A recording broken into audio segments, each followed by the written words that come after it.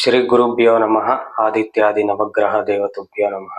ಜಾತಸ್ಯ ಇದಂ ಜಾತಕಂ ಪುರುಷಸ್ಯ ಜನ್ಮಾರ್ಜಿತ ದುಷ್ಕರ್ಮ ಸತ್ಕರ್ಮ ಇದುಚಿತ ಜಾತಕಂ. ನನ್ನ ಯೂಟ್ಯೂಬ್ ವೀಕ್ಷಕ ವಾಹಿನಿಗಳಿಗೆ ಇವತ್ತಿನ ನಮಸ್ಕಾರವನ್ನು ತಿಳಿಸುತ್ತಾ, ನನ್ನ ವಾಸ್ತವ ಜ್ಯೋತಿಷ್ಯ ಕಾರ್ಯಕ್ರಮದಲ್ಲಿ ಮಹಾಭಾಗ್ಯ ಯೋಗದ ಒಂದು ವಿಷಯವನ್ನು ತಿಳಿಸ್ಕೊಡ್ತೀನಿ. ಯಾರೆಲ್ಲ ಒಂದು ಮಹಾಭಾಗ್ಯ ಯೋಗವು ಮತ್ತೆ ಪುರುಷ ಮತ್ತೆ ಸ್ತ್ರೀಯರಲ್ಲಿ ಹೆಚ್ಚಾಗಿ ಕಂಡು ಬರುತ್ತದೆ, ಹಗಲು ಜನಿಸಿದವರಿಗೆ ಏನು ಮಹಾಭಾಗ್ಯ ಯೋಗ ಮತ್ತೆ ರಾತ್ರಿ ಜನಿಸಿದವರಿಗೆ ಏನು ಮಹಾಭಾಗ್ಯ ಯೋಗ ದೊರೆಯುತ್ತದೆ ಅನ್ನೋದು ಬಹಳ ಮುಖ್ಯವಾಗಿರುತ್ತದೆ. ಯಾಕೆಂದರೆ ಪ್ರತಿಯೊಬ್ಬರ ಜಾತಕದಲ್ಲಿ ಅವರ ನಿರೀಕ್ಷೆಗೆ ಮೀರಿದ ಒಂದು ಮಹಾ ಘಟನೆಗಳು, ಅವುಗಳ ಶುಭ ಫಲಗಳು ಹೆಚ್ಚಾಗಿ ಕಂಡಾಗ ಅವುಗಳ ಸಮಾನಾಂಶ ಅವುಗಳ ಅಭಿವೃದ್ಧಿಯೊಳಗೂ ಬಹಳ ಮುಖ್ಯವಾಗಿರುತ್ತದೆ. ಏಕೆಂದರೆ ಪ್ರತಿಯೊಬ್ಬರ ಜಾತಕದಲ್ಲಿ ತನ್ನದೇ ಆದ ಒಂದು ನಿರ್ದಿಷ್ಟ ಸಮತೋಲನ ಇದ್ದಾಗ ಅವರಿಗೆ ಒಂದು ಗೊತ್ತಾಗದ ರೀತಿಯಲ್ಲಿ ಫಲಗಳು ಹೇಗೆ ಲಭಿಸುತ್ತದೆ ಅನ್ನೋದು ಬಹಳ ಮುಖ್ಯವಾಗಿರುತ್ತದೆ. ನೋಡಿ, ಇವತ್ತಿನ ಒಂದು ಜ್ಯೋತಿಷ್ಯ ಕಾರ್ಯಕ್ರಮದಲ್ಲಿ ಮಹಾಭಾಗ್ಯ ಯೋಗ, ಈ ಮಹಾಭಾಗ್ಯ ಯೋಗ ಹೇಗೆ ಉಂಟಾಗುತ್ತದೆ ಅನ್ನೋದು ಬಹಳ ಮುಖ್ಯವಾಗಿರುತ್ತದೆ. ನೋಡಿ, ಈ ಬೆಸರಾಶಿಯಲ್ಲಿ ಸ್ಥಿತರಾದಾಗ, ಅಂದ್ರೆ ಲಗ್ನವು ಬೆಸರಾಶಿಯಲ್ಲಿ ಸ್ಥಿತರಾದಾಗ, ಲಗ್ನ ಪ್ಲಸ್ ರವಿಚಂದ್ರ ಏನಾದರೂ ಬೆಸರಾಶಿಯಲ್ಲಿ ಸ್ಥಿತರಾದಾಗ, ಬೆಸರಾಶಿ ಬಂದು ಮೇಷ, ಬೆಸರಾಶಿ ಮೇಷ, ಮಿಥುನ, ಸಿಂಹ, ಇದು ಬೆಸರಾಶಿ, ಮತ್ತೆ ತುಲ, ಇದು ಬೆಸರಾಶಿ, ಮತ್ತೆ ಧನಸ್ಸು ಸಹ ಬೆಸರಾಶಿ, ಮತ್ತೆ ಕುಂಭ ಸಹ ಬೆಸರಾಶಿ. ಈ ಬೆಸರಾಶಿಯಲ್ಲಿ ಸ್ಥಿತರಿರುವಂತಹ ಲಗ್ನ ಪ್ಲಸ್ ರವಿಚಂದ್ರರು ಯಾರ ಪುರುಷ ಜಾತಕದಲ್ಲಿ ಸೂರ್ಯೋದಯದಿಂದ ಸೂರ್ಯಾಸ್ತದವರೆಗೆ ಯಾರ ಲಗ್ನ ಮತ್ತೆ ರವಿಚಂದ್ರರು ಬೆಸರಾಶಿಯಲ್ಲಿ ಸ್ಥಿತರಾದಾಗ ಅವರ ಪುರುಷ ಜಾತಕದಲ್ಲಿ ಈ ಮಹಾಭಾಗ್ಯಗಳು ಉಂಟಾಗುತ್ತದೆ.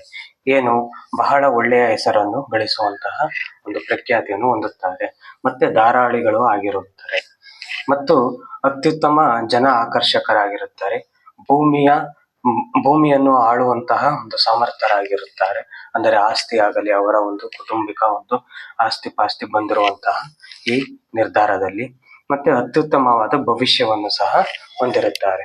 ಅಂದ್ರೆ ಸೂರ್ಯೋದಯದಿಂದ ಸೂರ್ಯಾಸ್ತದವರೆಗೆ ಲಗ್ನ ಪ್ಲಸ್ ರವಿಚಂದ್ರರು ಬೆಸರಾಶಿಯಲ್ಲಿ ಸ್ಥಿತರಾದಾಗ ಆ ಪುರುಷರಿಗೆ ಮಹಾಭಾಗ್ಯ ಯೋಗವು ಉಂಟಾಗುತ್ತದೆ. ಅದೇ ನೆಕ್ಸ್ಟ್ ಸ್ತ್ರೀಯರಲ್ಲಿ ಸೂರ್ಯ ಅಸ್ತದಿಂದ ಸೂರ್ಯೋದಯಕ್ಕೆ, ಸೂರ್ಯ ಉದಯದಿಂದ ಸೂರ್ಯ ಅಸ್ತದವರೆಗೆ ಪುರುಷರಾದರೆ, ಸೂರ್ಯ ಅಸ್ತದ ನಂತರ ಸೂರ್ಯ ಉದಯದ ನಂತರಕ್ಕೆ ಸ್ತ್ರೀ ಜಾತಕದಲ್ಲಿ ಸಮರಾಶಿಯಲ್ಲಿ ಲಗ್ನ ಪ್ಲಸ್ ರವಿಚಂದ್ರರಿದ್ದರೆ ಈ ಮಹಾಭಾಗ್ಯಗಳು ಪುರುಷರಿಗೆ ಹೇಗೆ ಉಂಟಾಗುತ್ತದೆ ಅದೇ ರೀತಿಯಲ್ಲಿ ಉಂಟಾಗುತ್ತದೆ. ಈಗ ಸ್ತ್ರೀ ರಾಶಿ ಬಂದು ಸಮರಾಶಿಗೆ ಬಂದು ಈ ಸ್ತ್ರೀ ಅಲ್ಲಿ ನೋಡುವಂತ ಸಂದರ್ಭದಲ್ಲಿ ಸಮರಾಶಿ ಬಂದು ವೃಷಭ, ಇದು ಸಮರಾಶಿ, ಕಟಕ ಸಮರಾಶಿ, ಮತ್ತೆ ಕನ್ಯನು ಸಹ ಸಮರಾಶಿ, ಮತ್ತೆ ವೃಶ್ಚಿಕ ಸಹ ಸಮರಾಶಿ, ಮತ್ತೆ ಮಕರನು ಸಹ ಸಮರಾಶಿ, ಮತ್ತೆ ಮೀನನು ಸಹ ಸಮರಾಶಿ. ಈ ಜಾತಕ ಅಂದ್ರೆ ಸ್ತ್ರೀ ಜಾತಕದಲ್ಲಿ ಸೂರ್ಯಾಸ್ತದಿಂದ ಸೂರ್ಯೋದಯ ಆಗುವ ತನಕ ಯಾರ ಜಾತಕದಲ್ಲಿ ಬೆಸರಾಶಿಯಲ್ಲಿ ಲಗ್ನ ಪ್ಲಸ್ ರವಿಚಂದ್ರರು ಸ್ಥಿತರಾಗಿರುತ್ತಾರೆ, ಬೆಸರಾಶಿ ಇದು ಸಮರಾಶಿಯಲ್ಲಿ, ಅಂತವರಿಗೆ ಈ ಭಾಗ್ಯಗಳು ಉಂಟಾಗುತ್ತದೆ. ಪುರುಷರ ಜಾತಕದಲ್ಲಿ ಹೇಗೆ ಉಂಟಾಗುತ್ತದೆ ಭಾಗ್ಯಗಳು, ಅದೇ ರೀತಿ ಸ್ತ್ರೀ ರಾಶಿಯಲ್ಲೂ ಸಹ ಉಂಟಾಗುತ್ತದೆ.